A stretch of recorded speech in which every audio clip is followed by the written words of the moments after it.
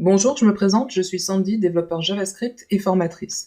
Je vous rejoins ici pour vous présenter le cours complet d'initiation à la librairie Redux pour gérer l'état global des applications JavaScript. Donc il s'agit du cours d'initiation qui fait partie du cursus complet pour découvrir la librairie Redux. La formation est organisée en plusieurs sections et thématiques, parmi lesquelles une première section où l'on démarre avec Redux pour découvrir comment ça marche, les origines, les évolutions et sources d'inspiration du projet qui a vu le jour lors de la conférence React Europe de 2015. On découvre ensuite les concepts clés avec les fondamentaux. On démarre rapidement avec le guide d'installation et d'usage avec une introduction à Redux Toolkit et la librairie Core. Donc les vidéos sont didactiques avec plusieurs projets pour découvrir les fondamentaux de Redux, en pratique, avec l'installation et usage de ces deux librairies. Donc on aura deux sections pour la présentation des librairies et également la mise en pratique des ressources Redux. Une première section dans laquelle je présente les références API et les fondamentaux, puis on enchaîne dans la section suivante avec des exemples et des démos.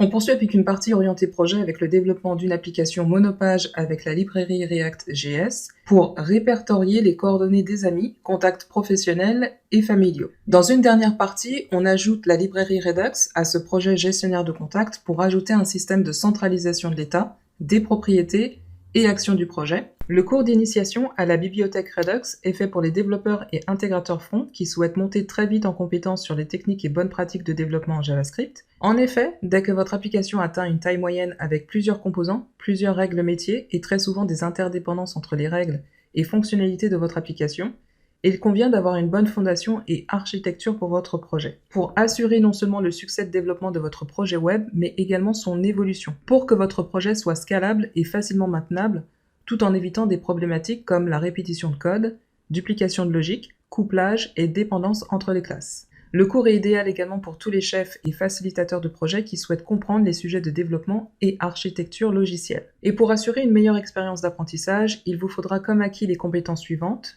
les bases de HTML et CSS.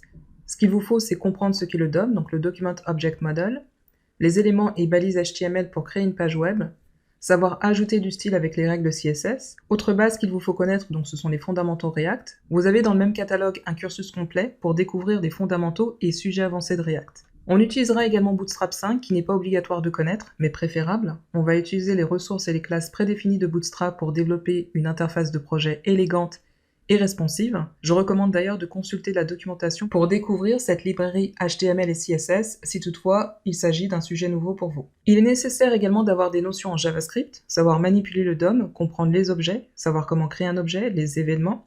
Sachez que React est une application JavaScript qui exécute des actions à partir d'événements. Dans ce cours, on se concentre principalement sur les sujets fondamentaux et les concepts clés de la librairie Redux. Et on en découvre davantage sur ce projet dans la vidéo suivante.